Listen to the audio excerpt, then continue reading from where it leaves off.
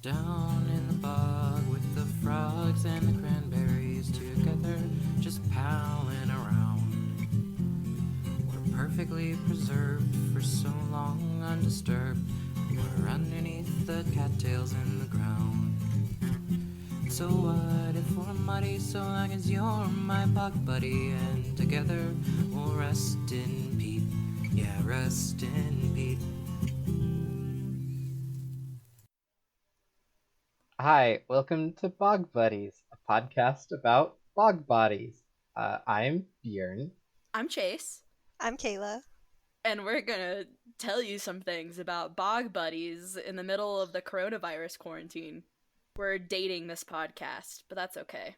Everybody, just so everybody knows, we came up with this idea before the coronavirus happened, so it's not like we just panic made a podcast. This was in the works before all this stuff happened.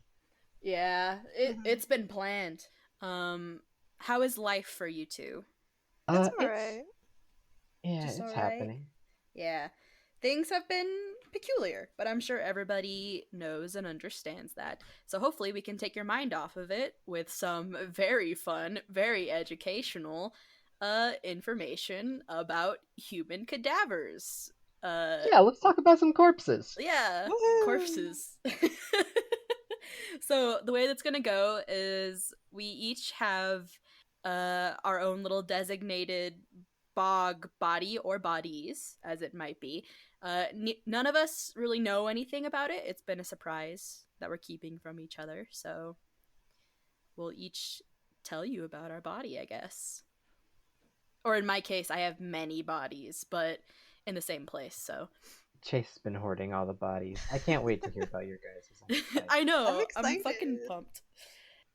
All right, and then we're going to tell you just a tiny little bit. We have a little summary that we may or may not have stolen from Wikipedia about just the basics about what bog bodies are. So a bog body is a human cadaver that has been naturally mummified in a peat bog. Such bodies, sometimes known as bog people or beeple, are both geographically and chronologically widespread, having been dated between 8000 BCE and the Second World War. The unifying factor of the bog bodies is that they have been found in peat and are partially preserved. However, the actual levels of preservation vary widely from perfectly preserved to mere skeletons. Unlike most ancient human remains, bog bodies often retain their skin and internal organs due to unusual conditions in the surrounding area. These conditions include highly acidic water, low temperatures, and a lack of oxygen, which combine to preserve but severely tan their skin. While the skin is well preserved, the bones are generally not, due to the acid and the peat having dissolved a calcium phosphate of bone. Bog acids with pH levels similar to vinegar conserve the human bodies in the same way that fruit is preserved by pickling. I just thought that was a fun little thing. Yeah. Very fun fact. Most of the bog bodies discovered showed some aspects of decay or elsewhere not properly conserved. When such specimens are exposed to the normal atmosphere, they may begin to decompose rapidly. As a result, many specimens have been effectively destroyed. There's not like a never-ending list of bog bodies. They aren't like found constantly. So this podcast probably won't be one that goes on for years, but there is quite a few out there. So I we'll mean, just we could have to always see. make more. We can. You're right. We could make more. We would just need to find a bog and a willing or an unwilling participant. Alright, so my bog body is the Boxton Man. In the summer of 1936, on June 22nd, in the bog next to Boxton Farm, located between Himle and Fauras hundreds of Sweden, which is it's like a little bit bigger than a county. Okay. The son of the owner of the farm, Albert Johansson, was harrowing the bog to collect peat. His harrow, which is a wooden frame which is covered in spikes at the bottom to tear up the surface of the peat to make it easier to collect, it had caught on a piece of cloth buried underneath the peat. When he went to investigate what had happened and what had stopped his harrow, he made a grim discovery. In the peat lay parts of a skeleton, and on June 23rd of 1936, he and his father contacted the local police and a doctor. Upon further inspection, the body was determined to be far too old to have been a recent death, about 600 years too old. The case was handed over to Johann Albert Sandkeef, which is a different guy, very similar name. There's also two other people who have the same name in this story, so that's it's gonna fun. get a little wacky. But so Johann Albert Sandkeef, who invited a naturalist and geologist, Leonard von Post, who was a professor at Stockholm University. Together, they measured and photographed the remains before excavating them. The name given to the man in the mud was the Boxton Man, after the farm he was found at. One of my sources at historian.com actually gave him the nickname the Ghost of Sweden, which I will pay hard cash to have people call me that, by the way. So the Boxton Man was a Caucasian male of Germanic descent. This could mean literally anything from Germany, Sweden, Norway, Finland, Denmark, Iceland, etc. So any of those Germanic countries. It doesn't just limit to Germany. So they don't really know exactly where he came from then. Yeah. There's a few theories as to where he could have been from. So he's been theorized to have been from either another part of Sweden, or perhaps he was a Dane, since Holland County, where he was found, belonged to Denmark at the time. Mm-hmm. So the description of the Boxton Man is he had curly shoulder-length hair. It was a red color. They assume it was red color, but again, it could have been dyed by the bog acids, which we can't really know what color his hair was, but they think it was probably a red color. Girl, I love your dye color. How'd you get it done? Oh, you know. Oh, it's peat. So the curl of his hair was actually preserved in the bog, so you can actually see the pattern of his curls. Whoa. Which I thought was really interesting. And another interesting thing is he and I actually have the same haircut. Twins. So the hair remained intact, though the rest of his skin had decayed. Other soft tissue that was preserved, though, includes parts of his lungs, his brain, liver, and cartilage. Ooh. And because Albert Johann, the man who discovered the Boxton Man, had gone over the Boxton Man's resting place with a harrow, unknowingly, the top half of his body was badly damaged, while the lower half was intact.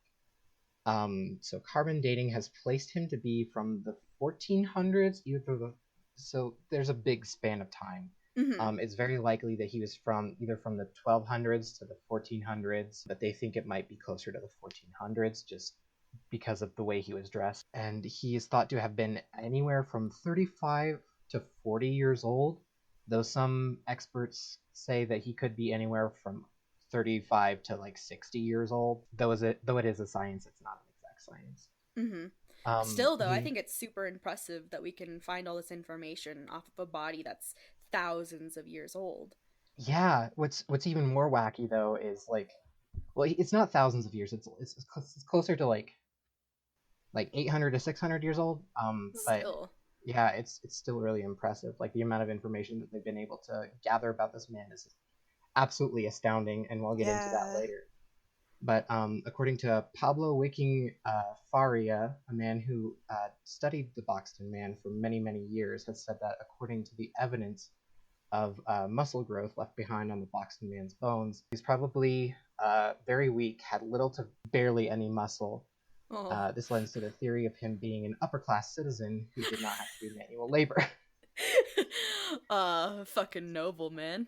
Yeah, he would have stood anywhere from 5.5 to 6 feet tall, which is pretty average for about the area that he was discovered. And along with Pablo Wiking Faria, many other forensic historians have suggested that the Boxton Man may have been either a tax collector or a military recruiter. So, fuck that guy. Military is very different there, and absolutely. It was also 600 years ago, so we don't actually know exactly what his moral stance was. I just like to think of him as a guy we found in the mud. But so he may have been a tax collector or a military recruiter based on his possessions and how finely he was dressed, particularly the hood he was wearing at the time of his death. It's a sackcloth hood, which sackcloth is a fabric woven from goat hair. Oh. It would have also been would have been a very expensive garment to have at the time, is really only worn by more prestigious members of society.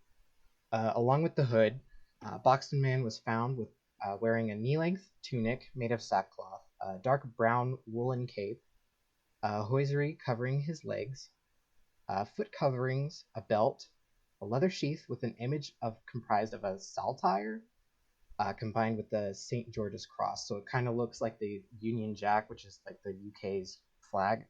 Oh, okay. And what looks like a micro shield with possibly some initials engraved onto it. He was found with 2 iron knives, leather shoes with, incredibly enough, Albert Johansson, the guy who discovered him, he had actually discovered one of them years prior to finding finding the Boxton Man, as well as like a leather sole that he discovered in 1934. I don't know exactly when he discovered the first shoe, but when he did discover these, he donated them to the Varberg County Museum. Mm-hmm. So they did have those before they had the entire collection. Interesting. Okay. Both have since been proven to be the Boxton Man's and are being displayed together with the rest of his belongings. So the cause of death, the story of the Boxton Man kind of turns increasingly sinister when analyzing the way he'd been placed in what was once a lake but is now a bog, as well as the injuries that he had sustained before his death. So there's an injury on the right side of his skull covering a 3-inch by 2-inch area, and one large injury on the back of his head. Mm-hmm. Forensic experts have come to theorize that he was hit by a blunt force object in the lower jaw, and then bludgeoned over his right ear, and then finally he received the fatal blow on the back of his head. Oof. He was then thrown face down into the lake, and then pinned to the bottom with 2 wooden stakes. The oak one was through his heart, and then the beech one was through his back. It would have gone through where his liver was. Jesus. Yeah.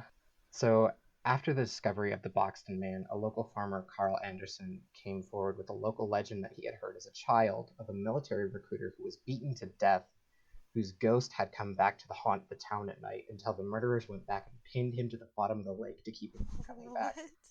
This is a piece of folklore. This is actually really common in multiple cultures.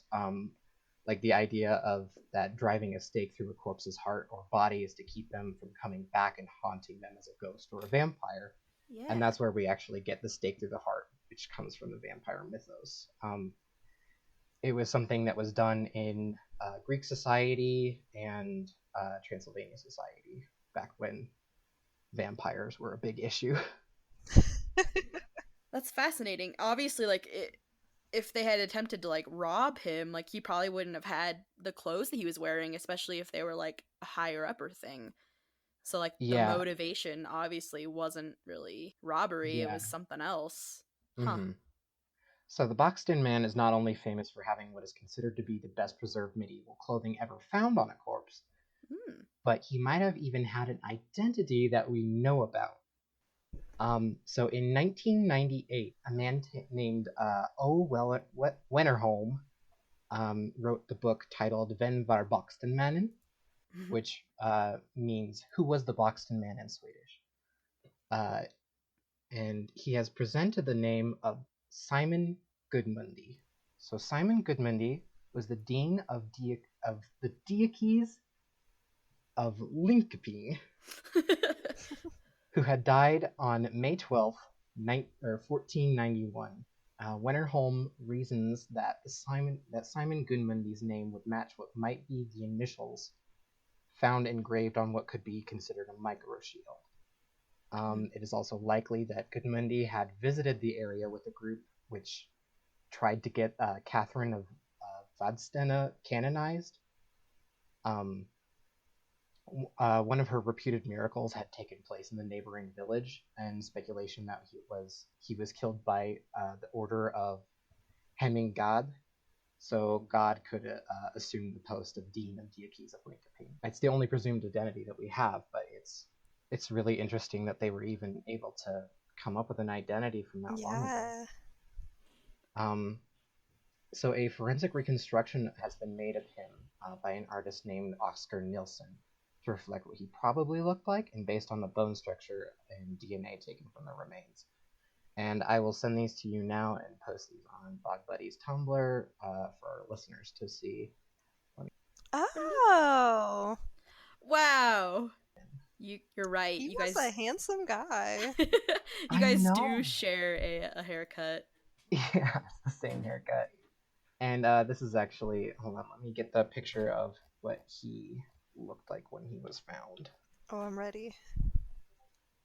See, like the curl of his hair was even preserved by the bog. That's wild. Yeah. That's really cool. And then I also have pictures of what he was found in. So this was the this was his soft cloth clothes, and then The little hood. yeah, it's got like a 2-foot long tail on the back of it. And then you can see the leather shoe and the sole that was found by Albert Johansson, and then you can see his knives. What looks like a micro shield. I don't know if you could call that, but it's apparently what they're called. And then his belt and leather sheath. Mm-hmm. And these are all being displayed in I think it's the Stockholm Museum. I should have written it down. That's But, okay. So doing the research on this man, I've kind of become really attached to him. Of course. I think he could be Simon. I mean, he looks like a Simon, but he also looks really sad, and I think, like, in the reconstruction, he looks really sad, which I think is what's making me empathize with him so much. I mean, there is a good chance that he was rich and a tax collector or a military recruiter, and we could get into how I feel about those guys on a later date. That's yeah. That's that's another human. Like, Yeah, he was a person, and we can never truly know exactly who he was besides that. yeah. And so my sources are Wikipedia, Mummypedia, thecoredump.com, thelocal.se with the help from the Wayback Machine, messagetoeagle.com, historium.com, and Edu. Nice. And that's the story of the Boxton Man. Awesome. Thank you very much, Bjorn. Mm-hmm. We have Bog Buddy number 2. So, on May 12th, 1897, 2 peat laborers are working in a bog near Yde, Netherlands. You know, just chilling, doing their jobs, and they come upon a very deceased body. Convinced they had come upon very deceased. It was extraordinarily deceased. So convinced they had come upon a demon and they'd probably never seen a dead body before, they ran away and they left the body there for 9 days. Oh no. Yeah. In that time, the villagers had a field day. They went and ripped the hair out and they took the teeth out. And then the mayor intervened, finally. And the body was... Why? I know! Why? Who does that? But yeah, so then the mayor came in, he took the body, and then it was preserved by the Drens Museum in Assen.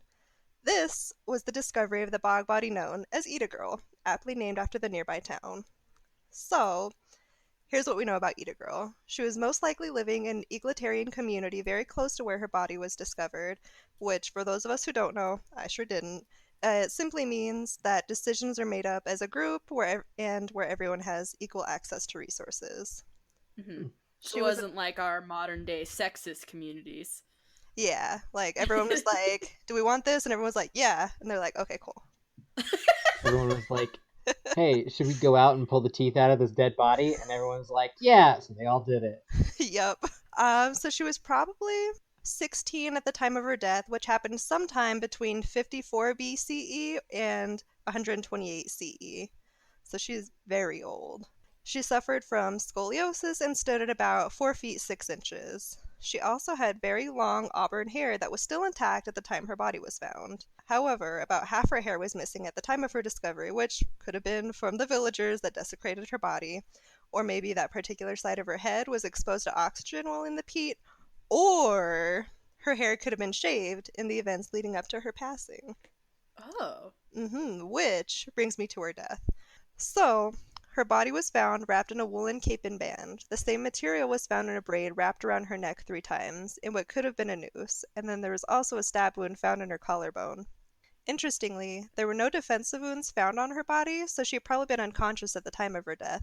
The leading theories are execution or sacrifice. The reasoning behind it is because it went against social rules at the time for bodies to be disposed of in like a lake or a bog. So maybe she had committed adultery, maybe she was a criminal, or it was part of a sacrificial ritual. Unfortunately, there are no definitive answers because that's all we really know about Yde Girl. She's currently on display at the Drents Museum in Assen, along with a reconstruction of what she probably looked like. So if you're ever in Assen, Ooh. Netherlands, check it out. Send us some pics. I'll be sending some pics to our Tumblr, and also you guys right now. And if anyone wants to look up some more facts, I personally used Wikipedia, Atlas Obscura, and the Wageningen University for my research. Nice. Oh. I've seen her. Yeah, I have too. And then this is her when they found her. Well, She not has like a honking forehead. she really does. Leave her alone. It's not bad. I'm just saying she has a really big forehead. And then you can see the little braid wrapped around her neck right there. Oh, yeah. Yeah. And that is Yde Girl. Aww. Aw. Poor Yde Girl. I know. I enjoyed it a lot. Thank you very much. So I'm going to read my sources off first. So I Okay. got a lot of good information from an article by Carrie Sullivan from ancientorigins.net, a PBS Nova article by Peter Tyson, and a lot of information from a podcast episode of Stuff They Don't Want You to Know, and of course Ooh, I love that Wikipedia. one. Yeah, it's real good. The one I'm doing is called the Windover Bog Buddies. The word bodies is key. I'm about to blow this podcast wide open. And also take you somewhere completely different, because I think your guys's are both like, yours is from Sweden and yours is from the Netherlands, correct? Mhm. Netherlands? Yeah. So the year is 1982 in Titsuville, Florida. So here in the America, a small pond, so about like 0.25 acres, is being excavated to make way for a new housing subdivision located about halfway between Disney World and Cape Canaveral, when a backhoe operator by the name of Steve Vanderyacht noticed something peculiar in his machine. Skulls. Yes, not just one skull, but several. The sheriff, the medical examiner, and eventually the forensic examiner all came to the conclusion that there was something incredibly special buried here. They knew these bodies were not recent, as they were quite decomposed. In fact, most of them were just skeletons. After calling off the plans for the housing development, archaeologists were called in to fully excavate the pond. Radiocarbon dating on 2 of the bones excavated from the pond by the backhoe yielded dates of over 7,000 years before present. But overall, all the bodies discovered are placed within a 1,100-year window, centered on about 6,280 BC. That's over 3,500 years before the pyramids were built, and thousands of years older than most European bog bodies. Wow. I know, they are very old. Very. And yeah, a lot of people actually think that these are some of like the oldest skeletons found in America. Like they're ridiculously old. They're from like the archaic period is normally what they call them. There's not a whole lot left from those periods. But on the site, they discovered the bones of people of all ages, from a fetus to about 60 years old, with a total of, they believe, 168 individuals in the pond. So Wow. not just one bog body, but 168 of them. So for over 8,000 years, the Windover burials lay undisturbed. Unlike the human remains found in European bogs, the Florida bodies were only skeletons. No flesh remains on the bones. But this does not negate their significance. Nearly half of the skulls contained brain matter. Because of this, it is thought that they would have had to have been buried within 48 hours after death, because apparently brains just liquefy in the Florida climate if left out much longer than 48 gosh. hours. What? I know. Good to know. I know, right? I'm like, excuse me? Is that just in Florida, or? Probably in climates that are similar, like tropical climates, I guess. Like I'd like to it's think that they just liquefy in the state of just Florida. That's why everybody's so weird there. So the skeletons were well preserved because of the characteristics of peat, as we've learned. Peat is fantastic at preserving things. To get all the remains, they had to dig through a 20-foot deep deposit of peat. One lead archaeologist compared excavating it to trying to dig chocolate mousse underwater, which Oh I my thought was gosh. just like a really good imagery. Love uh, that. I know, right? The skeletons were about 50% adult and 50% children, which indicates a high mortality rate for children of that era, as would be expected. One young mother to be died only weeks before she would have delivered a full term infant. Many bones of the children showed interrupted growth, perhaps due to severe disease or malnutrition. Together with the bodies, these children and teenagers were buried with grave goods, or things like toys or other favorite possessions. This shows that they valued their children and that they thought there was probably some kind of life after death. And I have a really good quote here about what their bodies say about these people from Carrie Sullivan. So, theirs was an incredibly caring society. Children's bodies were almost all found to have small toys in their arms. One older Oh. woman, perhaps 50, showed signs of having several broken bones. The fractures occurred several years before her death, meaning that despite her handicap, the other villagers cared for her and helped her even when she could no longer contribute significantly to the workload. Another body, that of a 15-year-old boy, showed that he was a victim of spina bifida. I'm sure I said that incorrectly. A crippling birth defect where the vertebrae do not grow together properly around the spinal cord. Despite his many deformed bones, evidence suggests that he was loved and cared for throughout his life. Yeah, so their society was really caring. I love that. Yeah, and the takeaway from all this is that Windover was not a dumping ground for criminals or for sacrifices, but a community cemetery, basically. There were a few signs of violence in their community, however. A man who died around 45 had suffered a fractured right eye orb as the result of a blow from an object. He had also suffered a peri fracture of the lower left arm. So this is like when someone like raises their arm to ward off like a blow. But both fractures had mended long before his death, which means that he didn't die from these, luckily. But a sharpened point made from an antler was found embedded in the pelvis of another man. Depression-type fractures of this type resulting from a hard blow were seen in 5 other skulls, and peri fractures were found in several others. So the skeletons generally lay on their left sides, with their heads west of their pelvises, as if in deference to the setting sun, is the colorful way this article describes it. Most were in a fetal position. Only 3 were extended as we bury our dead today. Many were also staked down with wooden poles thrust through the fabric that enshrouded them. This may have been done to keep the bodies from floating to the surface as they decayed, or to protect them from scavengers, both animal and human. So I'm going to send you a picture of kind of like what their burial looked like what they would have looked like as they were buried. Oh, wow. Yeah. Okay, so archaeologists at the site were able to recover a total of 86 pieces of fabric, including textile weaves, which appeared to have been used for clothing, bags, matting, and possibly blankets and ponchos. So basically, these finely crafted materials fly in the face of any stereotypical notions that one person might have about hunter-gatherers as hide-wearing primitives. Like, these people were smart. Like, they were able to create these really intricate, like, textile clothing. The archaeologists also discovered a wide range of wooden artifacts, a double-ended pestle, a mortar, and a snare among them, as well as assorted bone tools. So these people were sedentary. There was one family who had used this gravesite for over a century, according to DNA. The occupants of Windover hunted animals, fished, and gathered plants.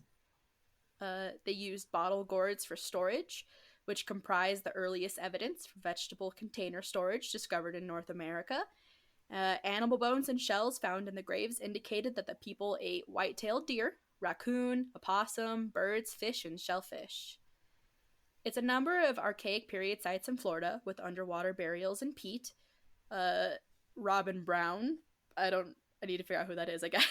I think it's one of my sources. But he notes that in connection with these underwater burials, that many Native American groups have a tradition that spirits of the dead are blocked by water, and there is a very distinct possibility that these people saw other evidence of peat bogs slowing decay and buried them there because of that. So, yeah. And then the very last thing I wanted to talk about was there's like a DNA controversy that's kind of been going on. Controversy. Yeah. Ooh, So those details. it's kind of really stupid. There's controversy about these bodies because they took some DNA from like the brain matter and compared it to today's Native American DNA, and they found that it didn't really match up like 1-to-1. And so there's this controversy because they think that maybe they aren't Native Americans, like that they could be like Asians or like Europeans, but like it's really weird to me because there are thousands of tribes and not just one DNA for whatever Native American even means. Like, Yeah, Right. and also like these skeletons are so old, like it would be unfair to compare them to modern day Native Americans. yeah, absolutely. Just Yeah. because a lot of natives nowadays are mixed, just because that's how Colonialism. colonization is. Yeah, Mhm. absolutely. So And I have to wonder how much of it also is institutionalized racism and colonialism, and Yeah. like that whole thing where we're like, well, they were super old and also not European, so therefore they couldn't have done these like really intricate cool things, you know, like ancient aliens kind of nonsense. Yeah. Um, and like also like, so what if they were Asian? They lived there. yeah, Like- absolutely. Like they're indigenous, obviously. Like, yeah. Yeah. It's really dumb. I suggest listening to the Stuff They Don't Want You to Know's episode on the Windover Bog Buddies because they do a really good job at covering this issue about the DNA and like fleshing out the conversation. And also most of the sources I used refer to them as Native Americans, so bite me, basically.